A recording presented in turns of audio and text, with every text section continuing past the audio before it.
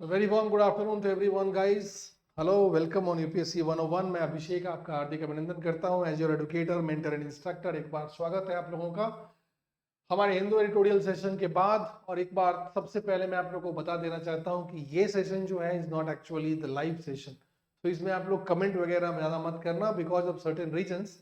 इस सेशन को प्रीमियर किया है मैंने, तो आप एक अनुशासित और सुंदर बच्चे की तरह ये क्लास चुपचाप करोगे, वही सारी परंपराओं का निर्वाह करोगे जो हम लोग करते आते हैं।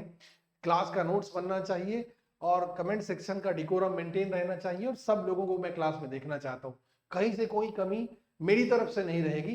एज यूजुअल कहीं से कोई दिक्कत मेरी तरफ से आपको नहीं सामने आएगी। आप भी अपनी तरफ से वो इंथुजियाज्म, वो चार्म मेंटेन रखना।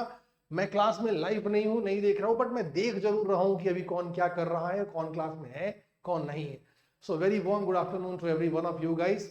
स्वागत है Abhishek as your educator, mentor and instructor. स्वागत करता हूं आप लोगों का यूपीएससी 101 का अपने वर्ल्ड हिस्ट्री के इस लेक्चर नंबर 5 में गाइस, जहां पे हम बहुत गहमा गहमी से भरा हुआ जो फोर्थ हमारा लेक्चर था, जहां पे अब क्रांति की शुरुआत हो चुकी है, खून खराबे की शुरुआत हो चुकी है, नए समाज नए दिन दुनिया की शुरुआत हो चुकी है। ऐसे मुद्दे हम लेके आगे बढ़ रहे हैं। So as we had done in the last lecture, उसी का ये कंटिन्यूएशन है, दैट अमेरिकन रिवॉल्यूशन, जिसे एक ग्राउंड ब्रेकिंग बेसिकली इवेंट माना जाता है, ठीक है, in the history of the human society. मैंने पहले भी बोला हुआ है गाइस आप लोगों को कि वाई अमेरिका, वाई यूरोप। आप लोगों को कभी कभी अगर मन में ऐसा लगे कि भाई यहाँ पे इंडिया की बात क्यों नहीं हो रही है, इंडिया की बात क्यों नहीं हो रही है, तो just for the one reason I am telling you, just because of like one thing, just hold on.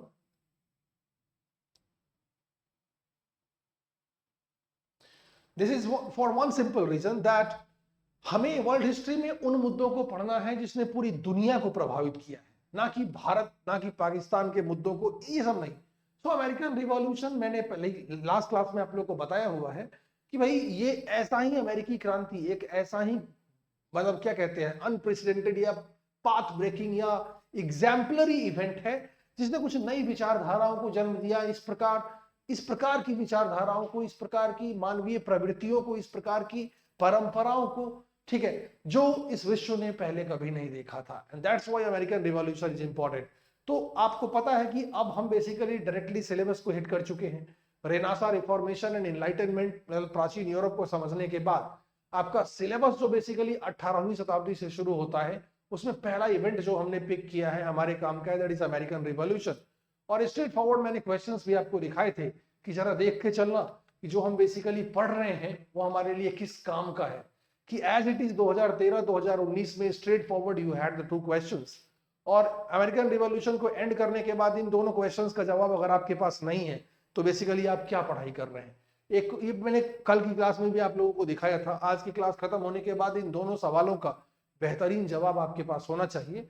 2019 में साफ साफ पूछा गया था that explain how the foundation of the modern world were led by the American and the French Revolution। देखो, French revolution भी 18वीं शताब्दी की ही घटना है, ये भी 18वीं शताब्दी की घटना है, लेकिन फ्रेंच रिवॉल्यूशन अभी हमने पढ़ा नहीं है, तो ये वाला मुद्दा तो रहता है। लेकिन अमेरिकन रिवॉल्यूशन, अब आज के इस क्लास के बाद बेसिकली आपके पास जवाब होना चाहिए कि अमेरिकी क्रांति बेसिकली, ठीक है, कैसे आधुनिक दुनिया की नींव रखने में सक्षम है, या कैसे रखा इसने, नई विचारधाराएं, क्या इससे परिवर्तन हुआ, क्या समाज ने नया देखा, ये सब जवाब आपके पास होने चाहिए और होंगे, don't worry. Straight forward question 2019 में 2000 मैंने कहा था कि जब हम सिलेबस में एंटर करेंगे तो definitely we shall actually move ahead with the questions. So 2013 में देखो, सीधा 2013 सिलेबस जिस बार चेंज होने के बाद पहला वर्ष, उसके वो क्वेश्चन देखो, American revolution was an economic revolt against mercantilism. Merchant, merchant मतलब व्यापार, ठीक है, तो मर्सेंटिलिज्म मतलब अमेरिकी क्रांति व्यापारिकता के खिलाफ एक आर्थिक विद्रोह थी। कैसे पुष्टि करें, पुष्टि करें मतलब ये वही वाली बात होती है कि इस कथन को आप, ठीक है, प्रमाणित कर दो, ये कथन सही बात है। इसमें क्या, ये जो टेलेंडर है, सब्सटेंशिएट, पुष्टि करें, इसमें क्या करना होता है, जो कथन दिया गया है वो सही है, इस पर आपको अपना ओपिनियन, अपना विचारधारा व्यक्त नहीं करना। आंसर राइटिंग वाली क्लासेस में आया कीजिए। क्या कहता हूं, अभी पता नहीं आप लोग कहां पे गायब हो। आंसर राइटिंग वाली क्लासेस में चौथी लेक्चर भी हो गई, पांचवी लेक्चर भी हो गई, इसमें तकरीबन 7-8 इतने जबरदस्त क्वेश्चन हम लिखते हैं क्लास में बैठकर। आया करो, सारा टेलेंडर्स यहाँ पे डिस्कस हो रहा है, सारे टेलेंडर्स के थ्रू बेसिकली हम आंसर्स को जनरेट करने की यहाँ पे कोशिश करते हैं। सो ये जो सब्सटेंशिएट वाली पुष्टि करो के ऊपर जो मैं चर्चा कर रहा हूं, इस चर्चा को 30 सेकंड में यहाँ पे सुनो, या फिर इस पूरे आंसर को जबरदस्त तरीके से यहाँ पे आके आप लोग लिखते क्यों नहीं हो, मैं और किस तरीके से आपकी मदद कर सकता हूं आप ही बता दो। बस अपनी तरीके से मैं हर कोशिश कर रहा हूं, ठीक है, बाकी आप लोगों का ही अपना कर्म है जो रिफ्लेक्ट करेगा और रिजल्ट प्रोड्यूस करेगा। तो जिन लोगों ने भी फॉलो मुझे नहीं किया है अभी तक इस नाम से, ठीक है, अनअकैडमी की ऐप पे फॉलो कीजिए और इस स्पेशल क्लासेस का नोटिफिकेशन आपको मिल जाया करेगा, आप आ जाया कीजिए। तो फिर ऐसे टैलेंटर्स में आपको दिक्कत नहीं होगी कि इसको कैसे हैंडल करना होता है। तो वही कि भाई अमेरिकन क्रांति किस तरीके से इकोनॉमिक रिवॉल्ट था, ठीक है, एक आर्थिक क्रांति थी किस प्रकार से। तो ये क्वेश्चन तो लगभग मोटा मोटा हम लोगों ने कल की क्लास में डिस्कस कर लिया था कि किस प्रकार से ग्रीनविले की नीति हो या टाउनसेंड की नीति हो, ठीक है, किस प्रकार से आर्थिक प्रतिबंध उस पर जो उपनिवेश अमेरिका था वो 13 कॉलोनियों पर एक जो शासन था इंग्लैंड का, किस तरीके से उन पर व्यापारिक प्रतिबंध लगाए गए, किस तरीके से उन पर मैरीटाइम रिस्ट्रिक्टेड लॉज लगाए गए, उनके व्यापार को रिस्ट्रिक्ट किया गया। तो कल की क्लास में डिस्कस हो ही चुका था। उपनिवेश होने के कारण वहां पे ऐसी कोई चीजों का उत्पादन नहीं हो सकता था जो उत्पादन बेसिकली इंग्लैंड में होता था, ऐसे कानून लगने लग रहे थे। बहुत सारे प्रत्यक्ष ग्रेनविले की नीति, वो आप लोगों के साथ कल हमने डिस्कस किया है, वो याद ही होगा, एक बार फिर से मैं रिकैप कर दूंगा आज, ठीक है।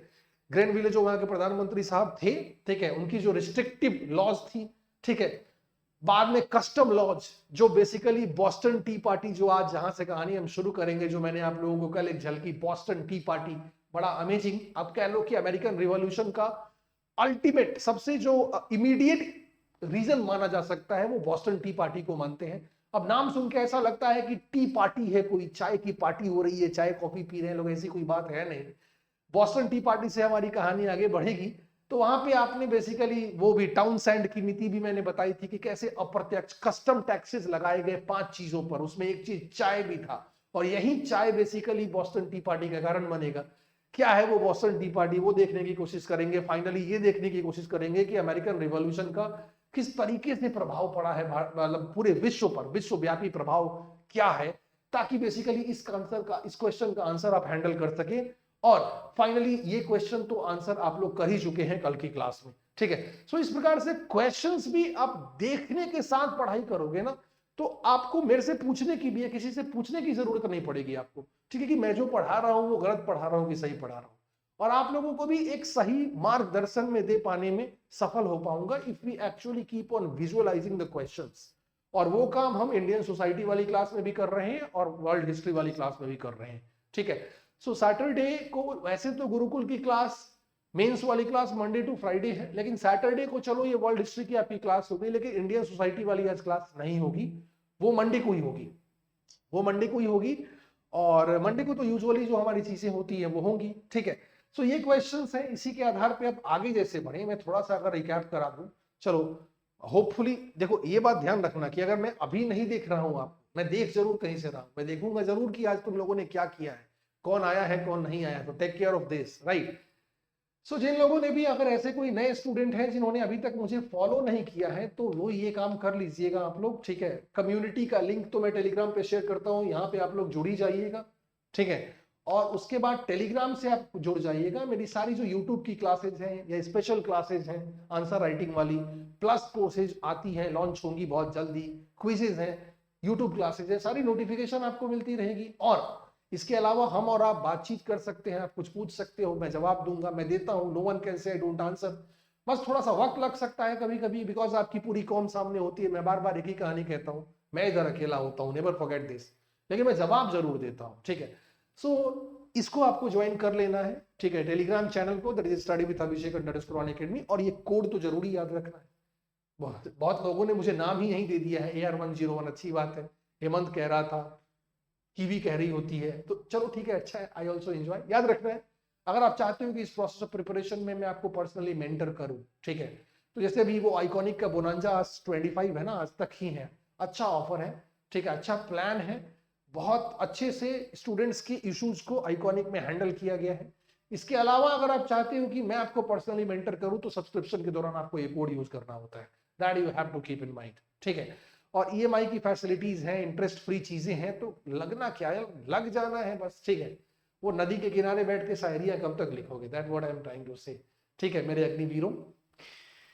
तो चलिए आज की कहानी को हम बढ़ाते हैं, जरा अमेरिकन क्रांति की कहानी को आगे बढ़ाते हैं। हाँ, और ये एडिटोरियल की क्लास में आप लोगों की जो स्ट्रेंथ है उससे थोड़ी सी खुशी मुझे जरूर मिल रही है। लेकिन मुझे क्या पर्सनली फील होता है कि मैं जिस लेवल पे मेहनत कर रहा हूं वो आउटपुट या वो एक्सपेक्टेशन मेरी आप लोगों से पूरी हो नहीं पा रही है। एनीवेज, भी बहुत एग्जाम का टाइम चल रहा है, बहुत इन्वॉल्वमेंट है, बहुत दिनों बाद पढ़ाई लिखाई शुरू हुई है, थोड़ा सा एक सैचुरेशन सॉर्ट ऑफ दिखेगा, बट लेट्स होप कि जल्दी आप लोग रिजुबिनेट हो जाएं, जल्दी चीजें शुरू हो जाएं। तो इस क्लास में भी आया कीजिए। अब जब मेंस की तैयारी आप लोग कर रहे हैं तो इस क्लास का महत्व अब आप लोगों को अच्छे से समझ में आ रहा होगा, आई होप, ठीक है। तो इसमें आने की कोशिश करें, इसके बिना यूपीएससी की तैयारी इनकम्प्लीट है। चाहे जिस टॉपर की आप रिकमेंडेशन सुन लो, चाहे जिस महान सफल अभ्यर्थी या विद्यार्थी का की आप सलाह सुन लो, ऐसा कहीं एक सबसे कॉमन बात अगर कोई है तो वो है हिंदू का एडिटोरियल। तो इसके महत्व को कम से कम मेरी वजह से नहीं तो उनकी वजह से मानो और इस क्लास को अटेंड करो। And I think that I give my best. Whatever you are getting in the name of the editorial analysis on the social media platform, anywhere, मैं किसी को चैलेंज नहीं कर रहा हूं, बट मुझे क्या लगता है, मैंने सबको देखा है, मेरी अपनी भाषा में मैं अपना एक ऑनेस्ट इवैल्यूएशन करूं तो मुझे लगता है कि जितनी ऑनेस्टी और इंटेग्रिटी के साथ एडिटोरियल मैं आपको करा रहा हूं, मुझे सोशल मीडिया पर ऐसा कुछ नहीं दिखता। बाकी तो फिर आपका ही इवैल्यूएशन है, आप जो कहोगे वही बेसिकली मेरा फैसला, मतलब मेरा फैसला नहीं, मेरे ऊपर जो आपका बेसिकली ओपिनियन होगा वही अंतिम बात होती है। हाँ, मैंने अपनी तरफ से एक ऑनेस्ट मैंने देखा है एडिटोरियल एनालिसिस के नाम पर क्लासेस में क्या हो रहा है, वोकैबुलरी बिल्डिंग हो रही है, ये हो रहा है, वो हो रहा है, 40 मिनट में क्लास खत्म हो जाती है, इससे ज्यादा मैं नहीं बोलना चाहूंगा, ठीक है। मैं आपको पूरी एडिटोरियल दोनों पेजेस की हर दिन बताता हूं, you can not say that I don't do this, ठीक है। चलिए एनीवेज कहानी को आगे बढ़ाते हैं अपनी। तो क्वेश्चंस देखा अमेरिकन रिवॉल्यूशन में थोड़ी सी, ठीक है, मतलब थोड़ा सा मैं अगर चाहूँ कि रिकैप कर दूं तो ये बातें हम लोगों ने की थी लास्ट क्लास में, दैट कोलंबस ने 1492 में जिस तरीके से अमेरिका को ढूंढा वो एक इत्तेफाक था, वो एक इत्तेफाक था। वो इधर से आए थे ना, America is basically this United states, ये वाला हिस्सा इधर से आए थे, उनको जाना था भारत, ठीक है, इधर पहुंच गए थे। अब ये ठंडा क्षेत्र है, यहाँ पे आए थे, यहाँ के जो नेचुरल इनहेबिटेंट्स है, जो यहाँ के मूल निवासी थे, ठीक है, उनको लग रहा था कि वो इंडिया पहुंच गए। कोलंबस को 1492 में स्पेनिश ट्रेवलर, ठीक है, वास्को ड गामा उधर इंडिया वाले, उनको इंडिया जाना था, अब इधर पहुंच गए, इनको लगा ये इंडिया है, ठीक है, अब इंडिया ये था नहीं, और इनको लगा कि इंडिया पहुंच गए, और ठंडा क्षेत्र है, अच्छा खासा बेसिकली इक्वेटर के ऊपर है, इक्वेटर तो इधर ब्राजील से ही जाता है ना, तो अच्छा खासा इक्वेटर के ऊपर है, तो काफी ठंडा, और तो चेहरे लाल लाल थे सबके, तो उन्होंने उनको क्या कह दिया, रेड इंडियंस, जो यहाँ के मूल निवासी हैं। तो इस तरीके से अमेरिका की खोज हुई, लेकिन अमेरिका का नाम बेसिकली जिनके नाम पे पड़ा, ही वाज एन इटालियन नाविक, ठीक है, दैट इज अमेरिगो वेस्प्यूची। अमेरिगो वेस्प्यूची, बात मैंने बताई है आपको कि क्यों ऐसा हुआ था। कोलंबस ने बेसिकली अमेरिका को ढूंढा, लेकिन अमेरिका के बारे में सारी जियो स्पेशियल, अमेरिका के बारे में सारी भौगोलिक सारी जानकारियां जो प्राप्त हो सकी है ना, वो इस इटालियन, ये बाद में आए थे, इटालियन नाविक की वजह से हुई थी। उन्होंने तो रेड इंडियन कह के कहानी को समाप्त कर दिया, उनको तो ये भी नहीं पता था कि ये अमेरिका है, ये इंडिया है, ठीक है। सो अमेरिका का नाम फाइनली इनके नाम पे पड़ा था, ये बात मैंने आपको बताई थी, ठीक है। अब कहानी अमेरिकन रिवॉल्यूशन की गाइस यहां से शुरू होती है कि ये सब तो हो गया, खोज खबर सब हो गया, 14वीं 15वीं 16वीं शताब्दी जो है सब इनलाइटनमेंट, एक तरफ से यूरोप में क्या हो रहा है जरा उन बातों पे भी ध्यान देना है। 15वीं 16वीं 17वीं शताब्दी is the period of that renaissance, पुनर्जागरण, एंड दिस रिफॉर्मेशन, धर्म सुधार आंदोलन, एंड दिस इनलाइटनमेंट, प्रबोधन का काल है, ठीक है। अब अमेरिकन रिवॉल्यूशन की शुरुआत कैसे होती है, देखो इसी बीच उपनिवेशवाद शुरू होता है, स्प्रेड शुरू होता है, जो मैरीटाइम इनलाइटनमेंट के दौरान बेसिकली जो संपर्क अन्य क्षेत्रों से यूरोप क्रिएट कर रहा होता है, जैसे कोलंबस ने किया, जैसे वास्को ड गामा ने किया, तो अन्य क्षेत्रों से बेसिकली जुड़ते जा रहा है यूरोप बेसिकली उपनिवेशवाद की शुरुआत करता है, विस्तारवाद की शुरुआत करता है। सारी बातें हम लोग लास्ट क्लास में कर चुके हैं। और अमेरिका का भी जो ये क्षेत्र है, ये जो बेसिकली आप अमेरिका का क्षेत्र देख रहे हो, थोड़ा सा 5 मिनट में रिकैप करा देता हूँ, बड़ी बड़ी बातें हैं, पहली बार पढ़ रहे हो, ठीक है, अच्छा लगता है अगर चीजें काफी क्लियर हो जाएं, ये भय आप लोगों के अंदर से मैं मिटा पाऊं कि oh my God world history है तो पता नहीं क्या आतंक है, ऐसी कोई बात नहीं है, ठीक है। सो यूरोप में भी अमेरिका पहुंचा, अपने अपने उपनिवेश स्थापित किए, ठीक है, अपने अपने उपनिवेश कॉलोनीज स्थापित की, ठीक है। अच्छा, ये बातें मैं बता चुका हूं आपको कि किस तरीके से बंटवारा हुआ था। जैसे अगर नॉर्थ अमेरिका और साउथ अमेरिका को मिलके इन लोगों ने कैसे बांटा, कैसे कॉलोनीज एस्टैब्लिश किया, अच्छा खासा मैप के थ्रू मैंने आपको बताया था कल की क्लास में। दैट ब्रिटेन अगर आप देखोगे, देखो ये बेसिकली नॉर्थ अमेरिका है आज की तारीख में, ये नॉर्थ अमेरिका ऊपर है, तो नीचे तो ये सब आज की तारीख में मेक्सिको, और इधर तो बहुत सारे छोटे छोटे कैरिबियन सी कंट्रीज, कैरिबियन या गल्फ ऑफ मेक्सिको वाले रीजन में बहुत सारे छोटे छोटे कंट्रीज हैं, आपको पता है, ठीक है। और इन सबको आप लैटिन अमेरिका कहते हो। तो यूरोप बेसिकली कैसे बटा है, तो इसमें अब जो ऊपर कनाडा वाला अच्छा खासा, और ये यूएसए आज की तारीख में कहां है, अगर आप देखोगे तो यूएसए यहां है आज की तारीख में, ठीक है। तो उसी यूएसए के तो हम बनाने की कोशिश कर रहे हैं ना। सो यहां भी बेसिकली यहां पे 13 कॉलोनीज, ये 13 कॉलोनीज ब्रिटेन का उपनिवेश था, कॉलोनी था। 13 कॉलोनीज में नाम भी सब दिखाया हुआ है आप लोगों को लास्ट क्लास में, ठीक है। और बाकी जगहों पे जैसे ये येलो वाला है, तो येलो वाला सारा स्पेन है। अब देखो साउथ अमेरिका से लेके नॉर्थ अमेरिका तक स्पेन भी कितना फैला हुआ था, ठीक है। डेनिश हल्के ग्रीन वाले हैं, थोड़े बहुत कहीं ठीक से नहीं दिख रहे हैं, छोड़ो, उनको ढूंढने की जरूरत नहीं है। ऑरेंज वाले जो है डच है, डच थोड़ा सा इधर वेनेजुएला वाले क्षेत्र में। Then you have this Portuguese भी इधर आए हुए थे, ब्राजील वाला पूरा क्षेत्र। मतलब इस तरीके से यूरोप ने बांट लिया है अपने आप को। यूरोप ने मतलब नॉर्थ अमेरिका और साउथ अमेरिका को बांट लिया था, ठीक है, अच्छे से। हमारा मुद्दा बेसिकली यहां पे इंग्लैंड है, जो खतरनाक मुद्दा है। तो इस तरीके से इंग्लैंड अच्छा खासा उपनिवेशवाद आज के वर्तमान अमेरिका वाले क्षेत्र में फैला चुका है, ठीक है। अगर 17वीं शताब्दी, अब देखो इसका मतलब क्या है, एक और बात, सिस्टमेटिक कोलोनाइजेशन ऑफ अमेरिका। अगर आप कहो कि व्यवस्थित रूप से अगर उपनिवेशवाद की शुरुआत, बता चुका हूं 17वीं शताब्दी में, आप मान के चलो कि ये कहानी हो चुकी है 17वीं शताब्दी में, ठीक है। और कहानी अब ब्रिटेन और फ्रांस पर केंद्रित हमें रखना है। तो फ्रांस की अगर आप बात करोगे, ठीक है, तो फ्रेंच कॉलोनीज आज की तारीख में अमेरिका और कनाडा, अमेरिका और कनाडा वाला हिस्सा जो है वो फ्रांस और इंग्लैंड के बीच में बटा हुआ है। कितनी बार हिस्ट्री में आप लोगों ने पढ़ा है कि जन्म जात दुश्मनी इंग्लैंड और फ्रांस के बीच में। उन कहानियों को अब बेसिकली समझने का वक्त आ रहा है through this eyes of the world history, ठीक है। सो आप कुल मिला के चलो कि आज की तारीख, आज जैसा जो ऊपर कनाडा है, नीचे अमेरिका है आज के मैप में, तो इस दो देशों में, इन दो देशों को लगभग ब्रिटेन और फ्रांस ने बांट के रखा हुआ है। एक बात ध्यान में रखना, ये भूलना नहीं है कि जो 13 कॉलोनीज हैं ईस्टर्न कोस्ट ऑफ अमेरिका में, ठीक है, आज की तारीख जो आज का जो ज्योग्राफिकली अमेरिका है वो ब्रिटेन का उपनिवेशवाद था। सारी बातें मैं बता चुका हूं, ठीक है। अब यहां पे वो स्लेव वाला मुद्दा कि हाँ भाई, इस तरीके से ब्रिटेन ने जब उपनिवेशवाद फैलाया तो गुलामों को, स्लेव को, ठीक है, ब्रिटेन से मजदूर श्रमिक यहां पे आके बसने लगे, ब्रिटेन वाले हिस्से में बसने लगे। अफ्रीका से भी स्लेव मंगाया गया, स्लेव ट्रेड का काम शुरू हुआ। अब ब्रिटेन से जो मजदूर यहाँ पे आने लगे वो अपने आप को यहाँ का मालिक समझने लगे। कुछ नियम ऐसे बना दिए गए कि 4 या 5 साल बेसिकली काम करने के बाद उनको लीज मिल जाता था जमीन का, according to the land laws prevalent there in the then America. तो वो लेसी हो जाते थे, वो पट्टीदार हो जाते थे, वो ठेका उनको जमीन का लीज मिल जाता था कि भाई 50 साल तक ये जमीन तुम्हारा, 5 साल काम करने के बाद। ऐसे लैंड लॉज वहां पे, लेबर लॉज बनने लगे। इन सब चीजों से अमेरिका के जो मूल निवासी हैं रेड इंडियंस तंग होने लगे, और भी लोग जो वहां पे थे, प्रोटेस्ट भी हुआ, कोई फायदा नहीं है। इस तरीके से अमेरिकन रिवॉल्यूशन की नींव रखी जा रही है। ये सारी बातें हम लोग लास्ट क्लास में कर चुके हैं, ठीक है। रेड इंडियंस बता चुका हूं मैं कौन है।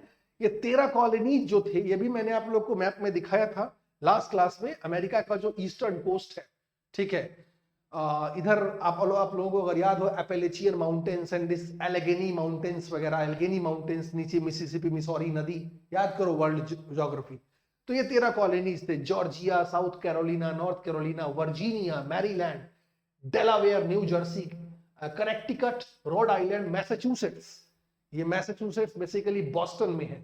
ये बॉस्टन में एक जगह है and is actually the place of the MIT, ठीक है, MIT और ऑक्सफोर्ड, ठीक है, दोनों मैसाचुसेट्स जो जगह है ना, is actually the Boston, Cambridge एक जगह का एक्चुअली नाम है। Is the city, is the district of the region of the Boston, वहीं पे आपका ऑक्सफोर्ड भी है और MIT भी है, दोनों टॉप रिनाउंड यूनिवर्सिटीज, बताया था मैंने आप लोग को फर्स्ट क्लास में।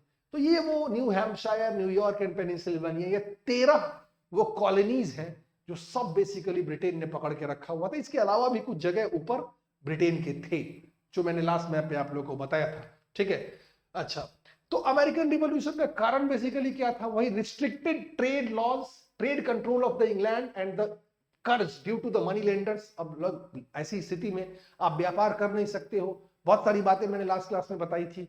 इस क्वेश्चन का जवाब मैंने बेसिकली आपको बताया था लास्ट क्लास में कि भाई किस तरीके से अमेरिकी क्रांति व्यापारिकता के खिलाफ एक आर्थिक विद्रोह था। Trade laws, restrictive trade laws, तुम बना नहीं सकते हो वो जो मैं बनाऊंगा, तुम ये व्यापार नहीं कर सकते हो, तुम बेसिकली क्या कहते हैं, तुम पर बहुत सारे टैक्सेस लगा दिए जाएंगे, ठीक है। ऐसे बहुत प्रकार के कानून वहां पे बनने लगे, मतलब आर्थिक शोषण। इस तरीके से इस सवाल का जवाब हमने लास्ट क्लास में ढूंढने की कोशिश की थी। अब बहुत ज्यादा मैं यहीं पे रह जाऊंगा तो आगे क्या पढ़ेंगे, ठीक है। और इस तरीके से अब अच्छा, ये ध्यान रखना है कि this is the time of basically what the 17th and the 18th century. वो बेसिकली रेनासा वगैरह का टाइम भी है, प्रोटेस्टेंटिज्म का भी टाइम है। तो इंग्लैंड में भी बेसिकली, ठीक है, चर्चों की प्रथा पर प्रहार हो रहा है, ठीक है। वो धार्मिक सुधार आंदोलन का समय था तो वहां भी अब ऐसे बहुत सारे शासक भी थे, लाइक दैट ऑफ, जो नाम मैंने बताया था वो चार्ल्स प्रथम या फिर जेम्स प्रथम का नाम लास्ट क्लास में, बड़े सरफिरे टाइप के लोग, ठीक है। उनको ये धार्मिक सुधार बिल्कुल पसंद नहीं, एकदम असहिष्णुता को प्रचार प्रसार, मतलब जो मैं हूं मैं कुछ और मान ही नहीं सकता हूं, ऐसी कुछ कॉन्जर्वेटिव, ठीक है, रेजीम की वजह से, खास करके वो जेम्स वन, बहुत सारे चार्ल्स वन जो बताया था मैंने लास्ट क्लास में, बहुत सारे लोग इधर भी आने लग रहे थे, बहुत सारे लोग इंग्लैंड के अमेरिका में भी आके बसने लग रहे थे, ठीक है। हार्वर्ड यूनिवर्सिटी मैंने आप लोग को दिखाया था, हार्वर्ड यूनिवर्सिटी, ठीक है ना, ऑक्सफोर्ड में, ऑक्सफोर्ड इज हार्वर्ड यूनिवर्सिटी। इसी दौरान बेसिकली 17वीं शताब्दी में, 17वीं शताब्दी याद करो, ठीक है, वो रिनासा इनलाइटनमेंट का टाइम है, ठीक है, ये बेसिकली स्थापित हुआ था। इसकी बातें भी मैंने आप लोग को कराई थी, लाइक अमेजिंग थिंग, ठीक है। आगे चल के अब वहां पे 7 ईयर वॉर्स की एक बात मैंने बताई थी कि अब जो ये 13 कॉलोनीज थी इस क्षेत्र में, ये जो ब्रिटिश क्लेम्स, ये जो यहाँ पे आप देख रहे हो ना, ये 13 कॉलोनीज जो मैंने आपको पीछे दिखाया था, याद कीजिए 7 ईयर वॉर क्या था, 1756 से 63 के बीच चलने वाला, ये बेसिकली ब्रिटेन वर्सेस फ्रांस की कहानी। नॉर्मल सी बात है, ब्रिटेन वर्सेस फ्रांस की कहानी, that is known as the 7 years war, ठीक है। सो ब्रिटेन वर्सेस फ्रांस, ये अब यहाँ पे ब्रिटेन है, इधर फ्रांस है, तो टेंशन तो जग जाहिर है ना, ऊपर भी ब्रिटेन था, पीछे का मैप याद कीजिए, तो इनके बीच लड़ाई हुई थी, लास्ट क्लास में सब डिस्कस हुआ था। और फाइनली बहुत सारे फ्रांस के एरियाज को इस वॉर के अंतर्गत बेसिकली ब्रिटेन ने कैप्चर किया था, that we had discussed about, ठीक है। सप्तवर्षीय युद्ध की जो चर्चा हुई थी उसमें हम लोगों ने ये बातें की थी, ठीक है। अच्छा, उसके बाद ये मैप था, ऑलराइट, ग्रेनविले साहब आए थे, ग्रेनविले की नीति, रिस्ट्रिक्टिव ट्रेड लॉज। ग्रेनविले बेसिकली कौन थे, ठीक है, ये बेसिकली उस समय ब्रिटेन के प्रधानमंत्री थे, जॉर्ज तृतीय जब शासक थे, ये भी बात मैंने आप लोगों को बताई थी, ठीक है। इन्होंने औपनिवेशिक कानूनों को कठोरता से लागू करने की बात की, बहुत प्रकार की इनडायरेक्ट टैक्सेस वगैरह लगाए इन्होंने, ठीक है। नवीन योजना प्रस्तुत की जिसके अंतर्गत उन्होंने, ठीक है, जहाज रानी कानूनों को सख्ती से लागू करने तथा उपनिवेशों पर डायरेक्ट बहुत सारे टैक्स लगाने की बात की। बताया था मैंने आप लोगों को, रिस्ट्रिक्टिव ट्रेड लॉज, इसकी ग्रेनविले की नीति की मैंने बात करी थी, ठीक है। बहुत सारे डायरेक्ट टैक्स भी, ठीक है, जैसे शराब पर, रेशम पर, कॉफी पर, ठीक है, स्टाम्प एक्ट, समाचार पत्रों पर टैक्स, ये सब काम शुरू हुआ था, ठीक है। मतलब इकोनॉमिक एक्सप्लॉइटेशन जो कॉलोनियल फेज में होता है ना, वो शुरू हुआ था ग्रेनविले के तहत, ठीक है, जो कि बेसिकली अमेरिकन डिस्कंटेंट का एक बहुत बड़ा कारण था, ठीक है। अच्छा, उसके बाद एक टाउनसेंड साहब आए थे, ये बात भी मैंने आप लोग को बताई थी, फाइनेंस मिनिस्टर 1767 में टाउनसेंड, ठीक है। ये बेसिकली यहां पे हमारी कहानी खत्म हुई थी, टाउनसेंड 1767 ये आए थे, ठीक है, फाइनेंस मिनिस्टर था, फिनमिन था। इन्होंने बेसिकली एक और अंतिम बचा खुचा कारनामा कर दिया था, जब इन्होंने बेसिकली 5 चीजों पर, 5 वस्तुओं पर बेसिकली सीमा शुल्क लगा दिया, और उन 5 वस्तुओं में एक वस्तु चाय थी, ठीक है। मतलब डायरेक्ट इनडायरेक्ट बहुत प्रकार के टैक्स थोप दिए गए, ठीक है। अब टाउनसेंड आगे चल के फाइनेंस मिनिस्टर बने इनके बाद, ठीक है, तो इन्होंने जो बचा खुचा काम था वो पूरा कर दिया। क्या पूरा कर दिया, ठीक है, कि भाई 5 चीजों पर, जिसमें एक महत्वपूर्ण चीज चाय भी थी, शीशा था, कागज था, सिक्का था, ठीक है, एक चाय भी था, और उसी चाय से संबंधित ये बॉस्टन टी पार्टी है जिस पर आज हमारी चर्चा शुरू होगी। तो इस तरीके से आप समझ गए कि लास्ट क्लासेस में हमने बेसिकली क्या किया था, उसको मैंने आप लोगों के साथ रिपीट किया। अब कहानी को आगे बढ़ाते। तो 5 चीजों पर जब अंततः सीमा शुल्क लग गया, सीमा शुल्क समझ रहे हो ना, कस्टम ड्यूटी, और ज्यादा एक्सप्लॉइटेशन शुरू हुआ। अब ये बॉस्टन टी पार्टी क्या है, नाम सुन के लगता है इमीडिएट कॉज है। इमीडिएट कॉज है किस चीज का? 1773 में अमेरिकन रिवॉल्यूशन का। अब अमेरिकन रिवॉल्यूशन के कारण आपसे पूछे जाएंगे तो exploitative trade regime, economic exploitation of the people, ठीक है, इस तरीके के रीजन हम लोगों ने तो डिस्कस किए। Boston tea party immediate cause के रूप में। आप टी पार्टी, कोई टी पार्टी नहीं, आप क्या देख रहे हो इस मैप में? आपको क्या दिख रहा है इस डायग्राम में? जहाज से बक्से उठा के फेंके जा रहे हैं, ये चाय के बक्से, चाय के बक्से उठा के फेंके जा रहे हैं। तो बॉस्टन टी पार्टी 1773 एक ऐसी घटना, जैसे पढ़ते हो ना 1857 की क्रांति, कि इमीडिएट कॉज में क्या था, तो वो इनफील्ड राइफल, पढ़ते हो कि नहीं, इनफील्ड राइफल वाली बात, इमीडिएट कॉज। तो मैंने बार बार बोला है कि अगर मान लो वर्ल्ड हिस्ट्री में कोई मुद्दा आप लोगों को डिफिकल्ट लगता है, तो उसी समय आप इंडियन हिस्ट्री से उसे कनेक्ट करके देखो। समाज एक तरीके से ही आगे बढ़ा है, समय का अंतर हो सकता है, कभी कुछ, लेकिन हुई कहानी एक जैसे ही है, मोर और लेस, ठीक है। तो बॉस्टन टी पार्टी में होता क्या है, देखिए, ये जो कस्टम टैक्स लगा दिया गया ना, वो टाउनसेंड के द्वारा, जो पीछे मैंने बताया था अभी, वित्त मंत्री साहब, चाय पर भी लगा दिया गया। चाय को लेके एक छोटा सा घटना, छोटी सी घटना हो गई, छोटी सी घटना, बहुत बड़ी घटना नहीं है, बट इमीडिएट कारण वही बनी, तो उसको हम बेसिकली ऐतिहासिक घटना के रूप में याद करते हैं, ठीक है। 1767 में वही जो इंपोर्ट, जो कस्टम शुल्क लगाया गया 5 चीजों पर टाउनसेंड के द्वारा, उसमें एक चाय पर भी था। चाय पर लगने पर क्या हंगामा हुआ, जरा गौर से सुनिएगा, ठीक है, ठीक है। हाँ, 1770 में आगे चल के बेसिकली, मतलब चाय पर जो टैक्स लग गया, हाँ, चाय पर जो टैक्स लग गया, उसके बाद बेसिकली क्या हुआ, जरा गौर से सुनिएगा, ठीक है। 1770 में ब्रिटिश प्राइम मिनिस्टर एक बने लॉर्ड नॉर्थ, बड़े गंदे हैं, ठीक है, और इस बॉस्टन टी पार्टी का बड़ा जबरदस्त मुआवजा ये वसूलेंगे, इससे भी बहुत डिस्कंटेंट पनपेगा। कहानी की तरह सुनो। इन्होंने क्या किया कि जब 5 टाउनसेंड साहब ने, जो वित्त मंत्री बने थे, उन्होंने जब 5 चीजों पर कस्टम ड्यूटी लगाई, और इन्होंने बहुत प्रोटेस्ट हुआ, और इन्होंने क्या किया, 4 चीजों पे तो हटा दिया, जैसे पेपर पे हटा दिया, ग्लास पे हटा दिया, पेंट पे हटा दिया, ठीक है, but retained the tax on T. चाय पर इन्होंने बेसिकली, लॉर्ड नॉर्थ जो बेसिकली प्राइम मिनिस्टर बने, चाय वाला जो सीमा शुल्क था ना, इंपोर्ट ड्यूटी था, वो नहीं हटाया इन्होंने। हो गया हंगामा शुरू, बॉस्टन टी पार्टी हो गई।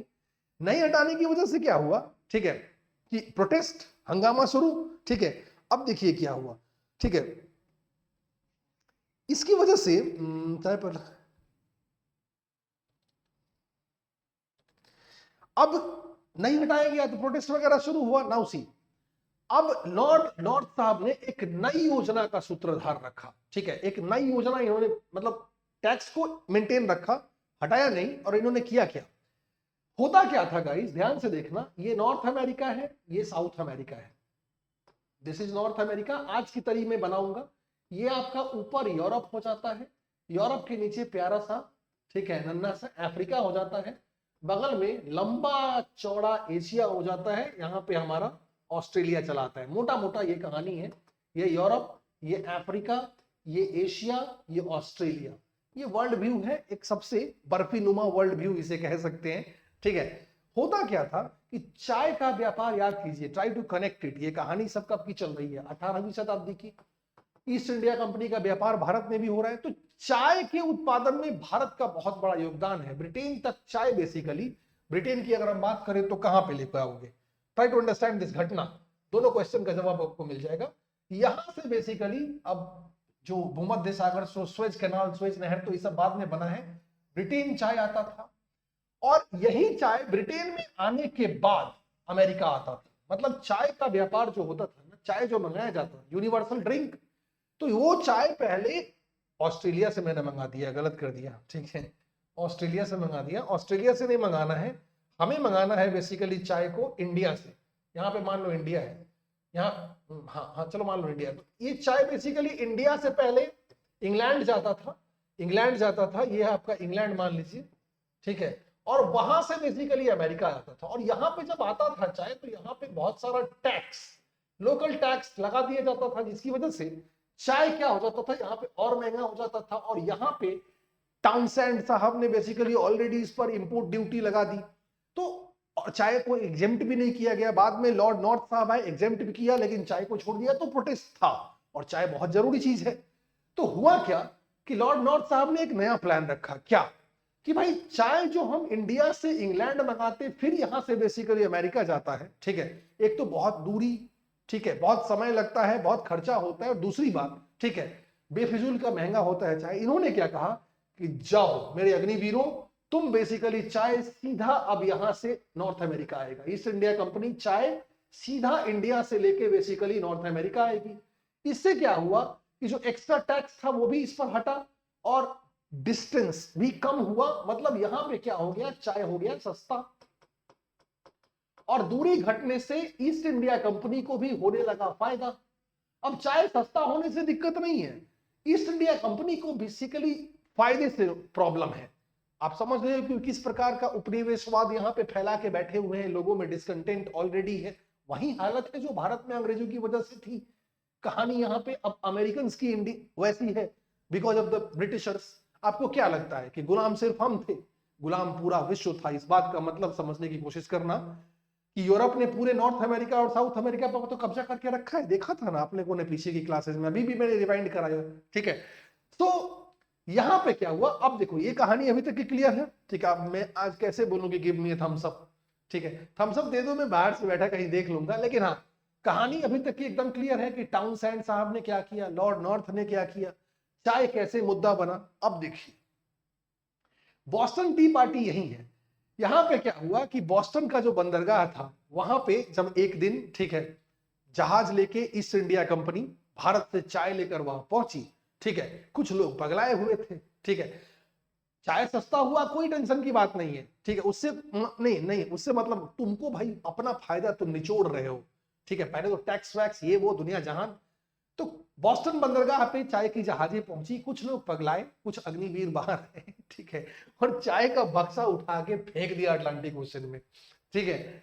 इसी को कहते हैं बॉस्टन टी पार्टी। इस घटना को बेसिकली कहते हैं बॉस्टन टी पार्टी। एक बार बोलो जल्दी से, अग्निपथ अग्निपथ, काश में लाइव होता, बड़ा मजा आता।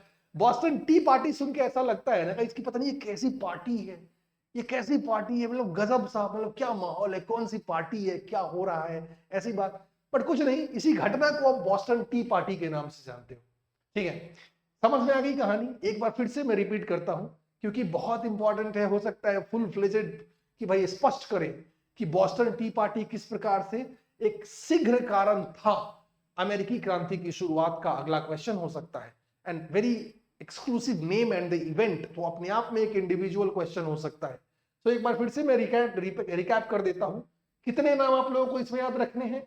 एक तो टाउनसेंड साहब का नाम याद रखना है, जो प्रधानमंत्री साहब थे। बहुत सारे डायरेक्ट टैक्स इन्होंने लगाए बहुत चीजों पर, चाय वाय सबको महंगा महंगा कर दिया, ये डिस्कशन हो चुका है।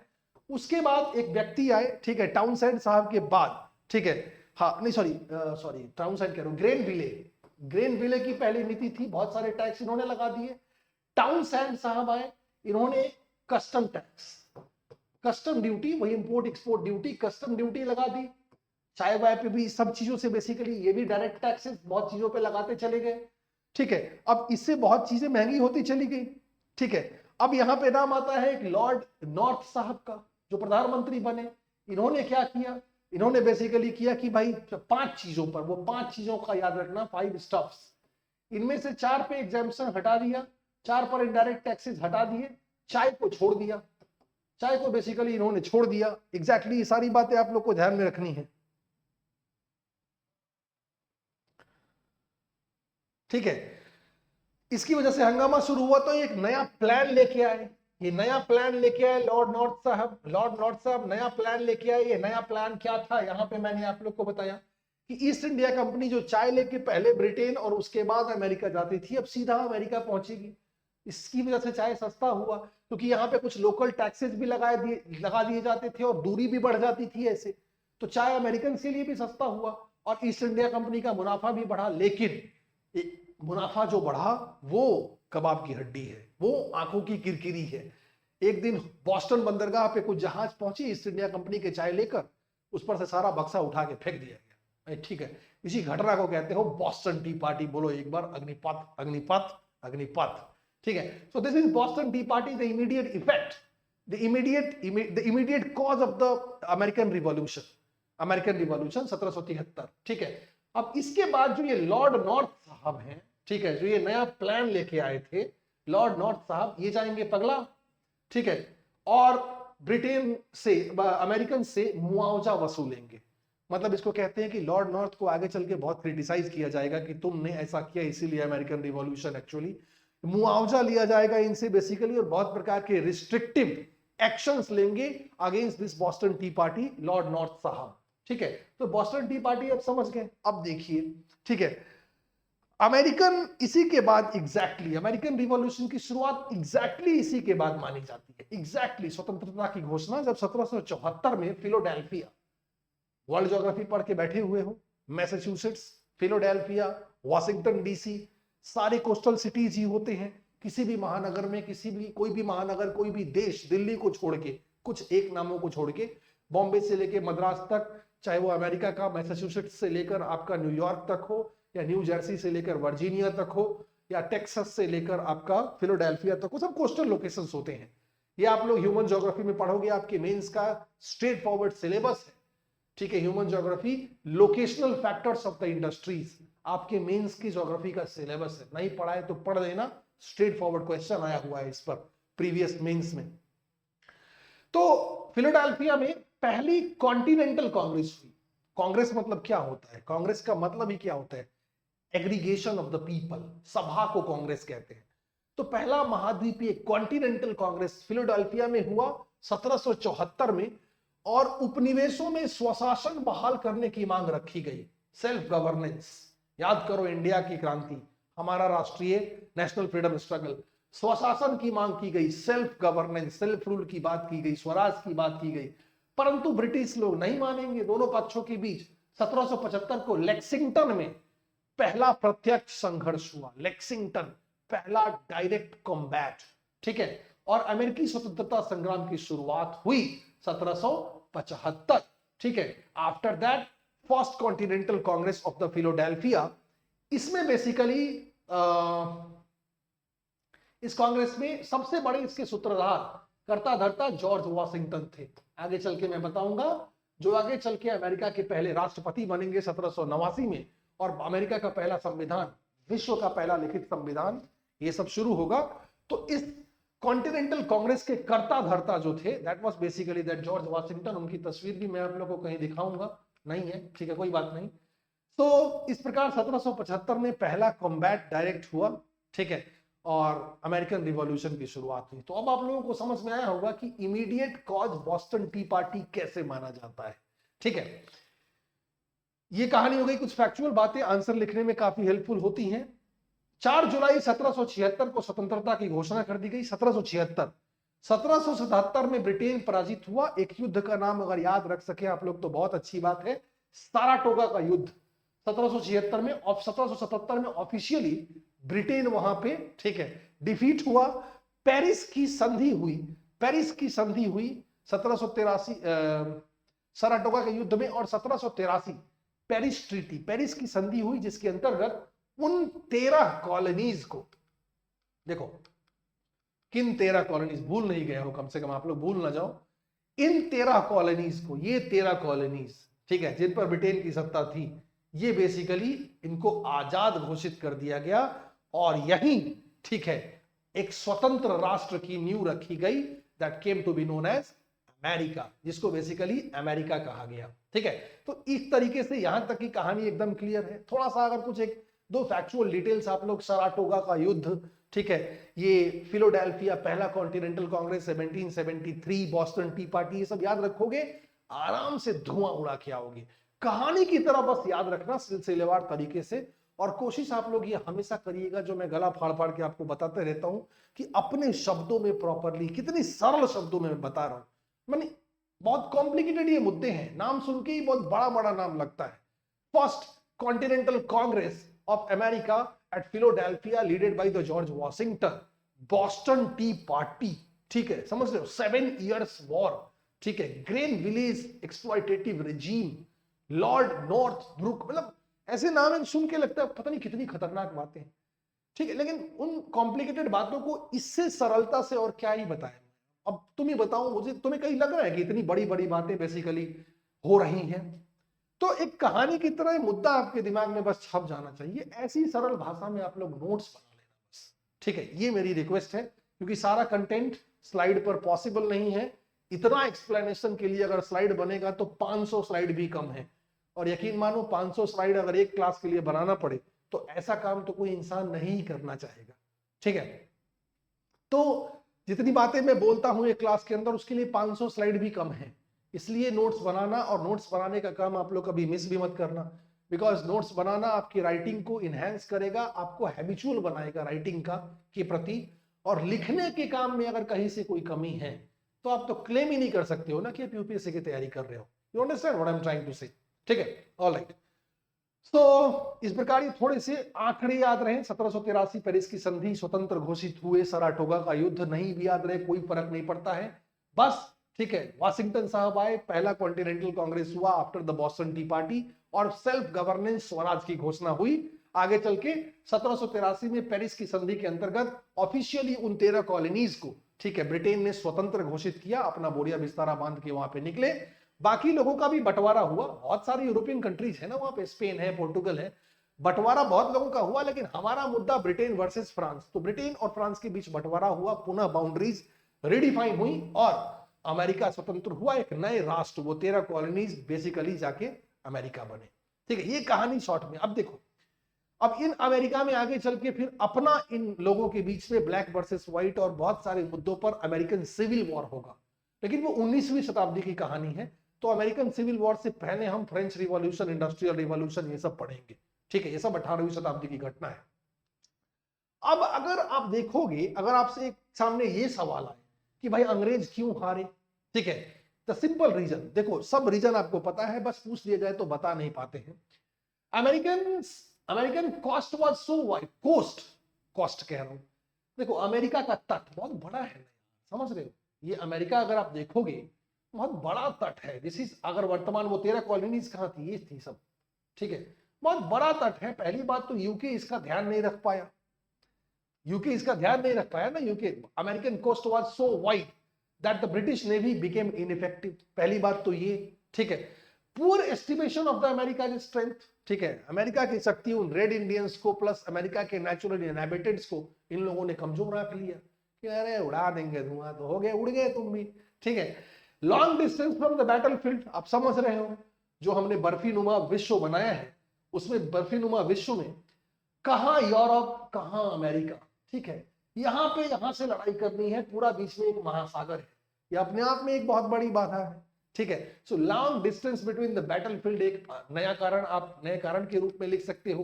Poor governance during the George three, ये जो जॉर्ज 3 के दौरान ही बेसिकली, अगर आप लोग को याद हो तो ग्रेनविले की नीति आई थी ना, उस समय जॉर्ज तृतीय ही तो शासक थे, और वो ग्रेनविले क्या कर रहे थे, बहुत सारा टैक्स लगा दिया, उसके बाद बेसिकली जो कमी थी वो टाउनसेंड साहब ने पूरी कर दी। तो ये एक्सप्लॉइटेटिव रेजीम जो जॉर्ज तृतीय के अंतर्गत था, जॉर्ज पंचम थे जो हमारे यहाँ आए थे दिल्ली दरबार में, जॉर्ज तृतीय हैं, ठीक है, सब बेकार ही हैं, ठीक है। ये भी एक बहुत बड़ा डिसकंटेंट का रीजन है, दैट एक्सप्लॉइटेटिव रेजीम, शोषण करने की जो बेसिकली नीति इनके अंतर्गत देखने को मिली। Charismatic leadership of the George Washington, ये जो पहले कांग्रेस की आप बात कर रहे हो ना, पहला महाद्वीपीय कांग्रेस 1774 में फिलोडेल्फिया का, जहां पे स्वराज की घोषणा की गई, ठीक है, अमेरिका की तरफ से,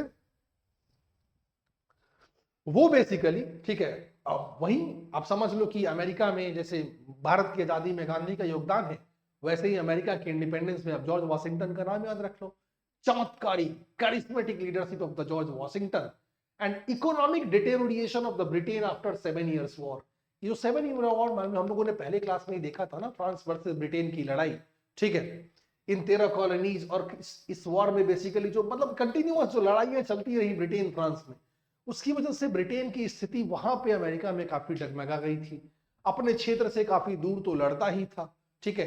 तटवर्ती क्षेत्रों में जो ये बैठा हुआ था, ये पीला वाला, यही 13 कॉलोनीज है ना, ठीक है, यही 13 कॉलोनीज हैं, ठीक है। इसकी लंबाई चौड़ाई उसके लिए कम पड़ जा रही थी, नेवी के लिए दूरी ज्यादा हो जा रही थी।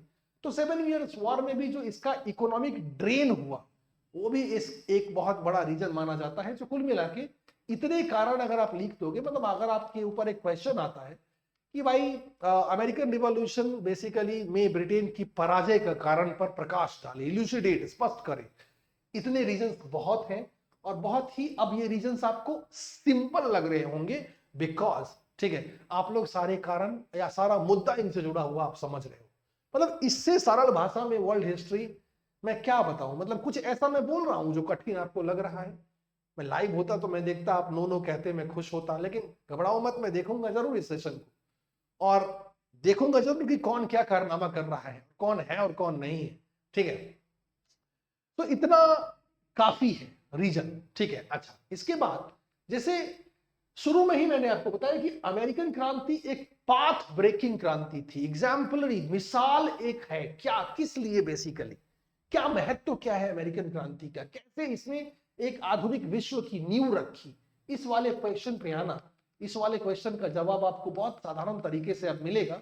जो क्वेश्चन आप लोगों ने देखा था यहाँ पे 2019 वाला, कि कैसे अमेरिकन क्रांति और फ्रेंच क्रांति ने आधुनिक विश्व की नींव रखी, ये स्लाइड आपको उसका जवाब दे देगा। This simple slide will give you the answer of this question.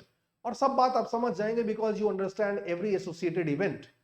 विश्वव्यापी प्रभाव, एक नए युग की शुरुआत हुई, ठीक है। लोग उपनिवेशवाद से बाहर आ सकते हैं, ऐसी एक आशा लोगों ने देखी, ठीक है। ऐसी आशा लोगों के बीच पनपी, ठीक है। लोगों ने स्वतंत्रता का मतलब समझा, ठीक है। एक नए युग की शुरुआत, लोगों ने स्वतंत्रता का मूल मंत्र समझा, लोगों को संप्रभुता का मतलब समझ में आया, लोगों को मानव अधिकारों का, ह्यूमन राइट्स का मतलब समझ में आया, सिविलियंस को सिविल राइट्स का मतलब समझ में आया, ठीक है। इस प्रकार की जो ये विचारधाराएं पनप रही है समाज में, अपने आप में एक पहली है अभी। मतलब उपनिवेशवाद से बाहर आना, स्वतंत्रता का मूल मंत्र समझना, मानव है तो आपकी कुछ नैसर्गिक अधिकार हैं, आप जानवर पशु नहीं है, इस बात को समझना, ठीक है। संप्रभुता, राष्ट्रवाद, राष्ट्रीयता, इन सब चीजों का, संवैधानिकता, संविधानवाद, ठीक है, प्रजातंत्र, इन सब विचारधाराओं का जनक अमेरिकन रिवॉल्यूशन ही माना जाता है। और ये विश्व में, पृथ्वी ग्रह पर ये पहली अपने आप में इस प्रकार की घटना है। तो इसका एक विश्वव्यापी प्रभाव, आगे चल के ये बात भी समझ आओगे कि ये फ्रांस इंग्लैंड अब आपस में लड़ाई कर रहे हैं। तो जरा एक कॉमन सेंस वाली बात बताना कि अमेरिका को सपोर्ट कौन करेगा, फ्रांस तो अमेरिका को सपोर्ट कर देगा, चोर चोर मौसेरा भाई। तो आगे चल के ये बात भी आप समझ पे आओगे। Right after this American revolution, जब हम फ्रेंच रिवॉल्यूशन पढ़ेंगे 1789, तो वहां पे एक बात अगर मैं कहूंगा तो अब मतलब साफ आपको पता है दैट फ्रेंच रिवॉल्यूशन का जो सूत्रधार था वो बेसिकली अमेरिकन रिवॉल्यूशन था। सिंपल सी बात अब आपको पता है। इंग्लैंड फ्रांस अमेरिका की धरती पे है, उसमें इंग्लैंड अमेरिका का दुश्मन है, तो फ्रांस ऑटोमेटिकली अमेरिका का दोस्त बन जाएगा। अब इस क्रांति से इंस्पायर होकर वो अपनी धरती पर क्रांति करेगा, and that will be known as the French revolution, जो एग्जैक्टली इसके बाद हम पढ़ेंगे। सारी कड़ियां जुड़ते जाएंगी, इस तरीके से मैं बताऊंगा, जस्ट देखो, ठीक है। जैसे आधुनिक भारत का इतिहास आपने मेरे से पढ़ा है, वैसे ही वर्ल्ड हिस्ट्री को भी मैं बना दूंगा, और सारे सवाल जो पूछे गए हैं उसका जवाब आपको आता रहेगा। That's my word to you. बस क्लास आप लोग प्रॉपरली कर लेना, ठीक है। तो एक बात ये, पहला पॉइंट ये, पहली बार जन संप्रभुता को स्वीकृति 1783, जो 1774 का वो जो फिलाडेल्फिया वाला कांग्रेस हुआ, स्वराज की मांग की गई। उसके बाद बेसिकली सोवरेनिटी को एक्सेप्ट किया गया। फिलाडेल्फिया कांग्रेस, अमेरिकन संविधान, पहला लिखित संविधान विश्व ने देखा, उसमें सोवरेनिटी की बात की गई, उसमें बेसिकली स्टेट का कंसेप्ट आया, उसमें basically human rights, fundamental rights का कंसेप्ट आया। पहली बार विश्व में इस प्रकार की चीजें देखी थी। And definitely in this manner आप आराम से कह सकते हो कि इस नई विचारधाराओं ने, ठीक है, एक नए विश्व को जन्म दिया, कहीं से कोई शक नहीं है। पहला गणतांत्रिक व्यवस्था की America, the oldest written constitution of the world, the first written constitution of the world, the first republic of the planet earth, ये सारी नई विचारधाराएं तो हैं। और इसलिए आप आराम से कह सकते हो कि नहीं, उस क्वेश्चन के जवाब में, कि हाँ, अमेरिकन क्रांति ने ही एक आधुनिक विश्व की नींव रखी, इसमें कहीं से कोई दो मत नहीं है, ठीक है। मानव अधिकार एवं संप्रभुता, मानव अधिकार मतलब ह्यूमन राइट्स, आप इंसान हैं, जानवर नहीं, ठीक है। संप्रभुता, आप इंडिपेंडेंट हैं, आप अपने मिट्टी की रक्षा अपने हिसाब से कर सकते हैं, ये अधिकार आपका एक नैसर्गिक अधिकार है और ये आपसे कोई नहीं छीन सकता। सो से नो टू, ठीक है, कॉलोनियलिज्म, ठीक है। ये उम्मीद पहली बार अमेरिकन रिवॉल्यूशन ने ही पूरे विश्व को दी थी। इंग्लैंड का अन्य उपनिवेशों से अब मित्रतापूर्ण व्यवहार, ये बात बहुत इंपॉर्टेंट है। जैसे देखो, independence given to Ireland and modified strategy in India, Pitt's India Act 1784 वाला याद है ना, ठीक है। भारत से भी कहता हूं मैं कि हमेशा रिलेट करते रहना। ये 1770 के दशक में जब यहाँ पे ये सब हो रहा है, भारत में क्या हो रहा है, वो रेगुलेटिंग एक्ट की परंपरा चल रही है। पिट्स एक्ट पहला ऐसा, ठीक है, कानून था रेगुलेटिंग एक्ट के बाद, अगर आपको याद हो, जिसमें अंग्रेजों ने ईस्ट इंडिया कंपनी की प्रशासन को, शासन प्रशासन को पहली बार एक ऑर्गेनाइज करने की कोशिश की थी। वो कोर्ट ऑफ डायरेक्टर्स और बोर्ड ऑफ कंट्रोल की व्यवस्था, इसके कॉमर्शियल फंक्शन और इसके पॉलिटिकल फंक्शंस को सेग्रीगेट किया था। भारत की संपदा को पहली बार ब्रिटेन की संपदा का नाम, ये सब पिट्स इंडिया एक्ट में ही तो हुआ था 1784। तो जब अमेरिकन रिवॉल्यूशन हो रहा है 1770 के दशक में, तो भारत की धरती पर रेगुलेटिंग एक्ट और पिट्स एक्ट की दुनिया, ठीक है, चल रही है। भारत भी तो एक उपनिवेश ही है ना। हमेशा भारत को पैरेलल में रख के देखना कि भारत कहां है, ठीक है। अब वहां पे 1770, अब भारत में शुरुआत हो रही है अंग्रेजी सत्ता की, और यहां अमेरिका आजाद हो गया ब्रिटेन से। 200 साल तो ऐसे ही आगे हो गया ना, आज भी आगे है 200 साल, ठीक है। तो इस तरीके से इतिहास सब लोगों के लिए सेम रहा है, हर सुख दुख हर किसी ने झेला है। वर्ल्ड हिस्ट्री आपको यही बात तो बताएगा, समाज एक तरीके से ही आगे बढ़ा है, बस फर्क टाइम का है। कहीं पे कोई बात 200 साल पहले हो गई है तो कहीं पे वो बात आज हो रही है, दैट्स इट। हर कोई बेसिकली साइनोसॉइडली ही बढ़ा है, बढ़ा है घटा है, बढ़ा है घटा है, एक तरीके से ही समाज आगे बढ़ा है। विश्व का इतिहास ये बात आपको बताएगा, ठीक है।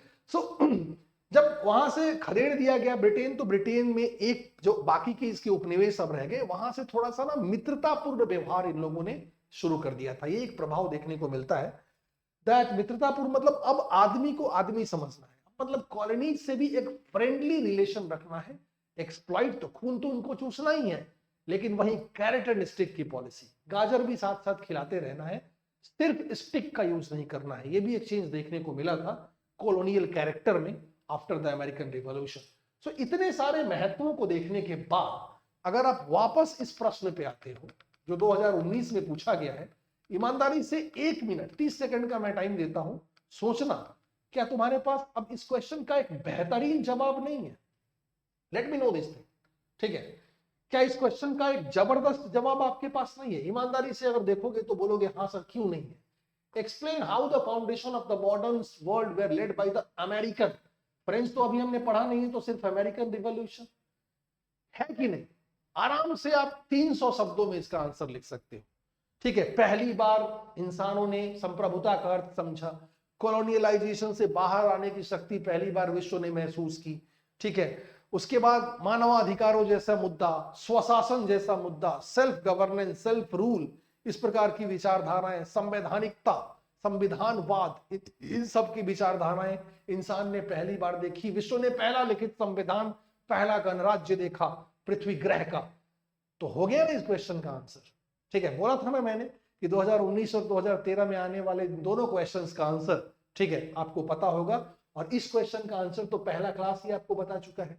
इनफैक्ट आज का भी रिवीजन क्लास अगर आप लोगों ने जो शुरू में जो 10 मिनट हमने कल वाली क्लास को रिवाइज किया था, वहां भी बेसिकली इसका आंसर आपको समझ में आ जाएगा।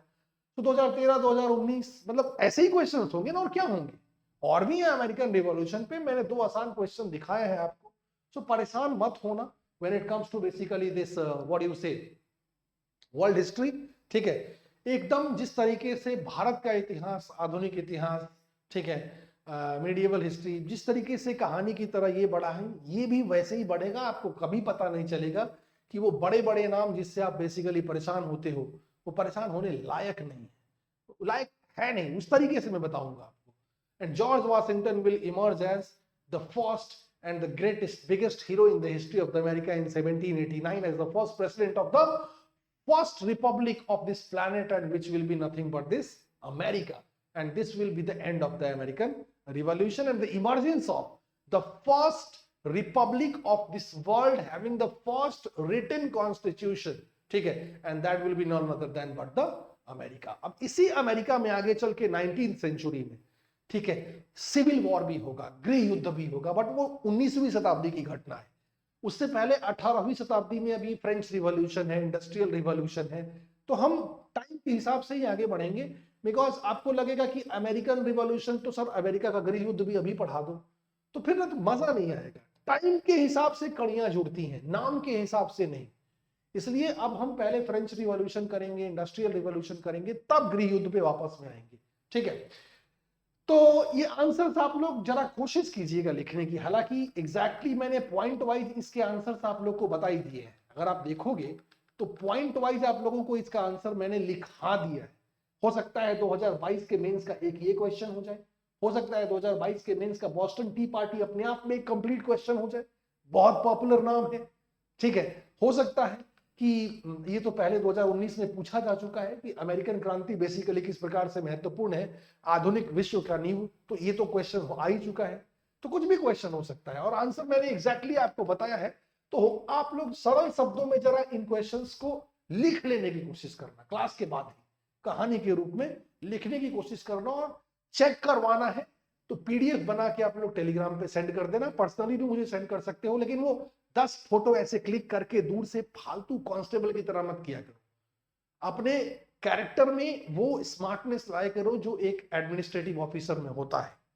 देख के लगता है ना एक गजब आईपीएस है, मजा आ जा रहा है देख के इसको। वो तुम ही तो हो, तो जो तो 8 फोटो खींच के भेज देते हो ना, ठीक है, इतना दूर तक एक सेकंड सोचते भी नहीं हो कि यार मैं इंसान हूं कि जानवर हूं, ठीक है। अच्छे से ढंग से स्कैनर से स्कैन करके पीडीएफ बना के हार्डली टेक योर 2 मिनट्स, लेकिन मुझे बहुत सुकून मिलता है और मैं मुस्कुराता हूं। चेक लिखोगे तो चेक कराना हो तो भेज देना, पर्सनली भी मुझे भेज सकते हो, अपने ग्रुप में भी मुझे भेज सकते हो, ठीक है। सो ये कहानी होती है। एक बार रिकैप करा देता हूं मैं सारी बातें आप लोगों को कि क्या क्या हमने पढ़ा। Is actually the American revolution, जहां 7 इयर्स वॉर, इसका कारण अमेरिकन रिवॉल्यूशन का प्रभाव, 13 कॉलोनियों वाली कहानी, 7 वर्षीय युद्ध, हार्वर्ड यूनिवर्सिटी भी बीच में आया था, बॉस्टन टी पार्टी भी बीच में आया था, ठीक है, ग्रेनविले की नीति, टाउनसेंड की नीति, लॉर्ड नॉर्थ की नीति, ठीक है, और उसके बाद अमेरिकन क्रांति का immediate cause that was Boston tea party, स्वतंत्रता की घोषणा, फिलाडेल्फिया का कांग्रेस, ठीक है, अंग्रेजी सत्ता की असफलता का कारण और अमेरिकन रिवॉल्यूशन का प्रभाव। इससे अलग इस पर क्वेश्चंस नहीं आ सकते हैं, that's my challenge to you, ठीक है। सो आज के सेशन के लिए मैं विदा चाहता हूं। आज मैं बता देता हूं, आज इंडियन सोसाइटी क्लास नहीं है, वैसे सैटरडे को तो कोई क्लास होती नहीं है, लेकिन एक एडिटोरियल हो गया है, एक वर्ल्ड हिस्ट्री की क्लास हो गई है, तो आज अब आप लोगों की छुट्टी है, आज कोई स्पेशल क्लास भी नहीं है। संडे को तो ऐसी छुट्टी होती है, अगर पॉसिबल हुआ तो कोई स्पेशल क्लास 1-2 कर लेंगे, नहीं तो फिर मंडे को मिलते हैं, ठीक है, विथ आवर सेशन। हो सकता है कि मंडे को हिंदू वाला सेशन मैं ना ले पाऊं, अभी मैं बता रहा हूं, बट बाकी के सेशन जरूर होंगे, इसके लिए तैयार रहना, ठीक है।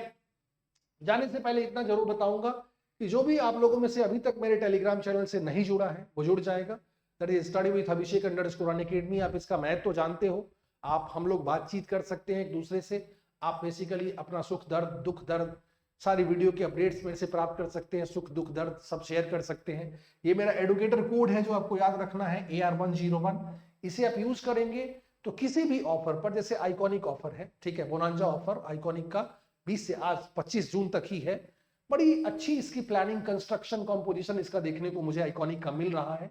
हर वो चीज ये दे रहे हैं आपको जो स्टूडेंट को चाहिए, 1-to-1 मेंटरशिप का प्रोविजन, ठीक है, live interaction, 24/7 doubt clearing classes, answer writing पे डेली हेल्प आपको, और क्या चाहिए होता है इस प्रिपरेशन में, ठीक है।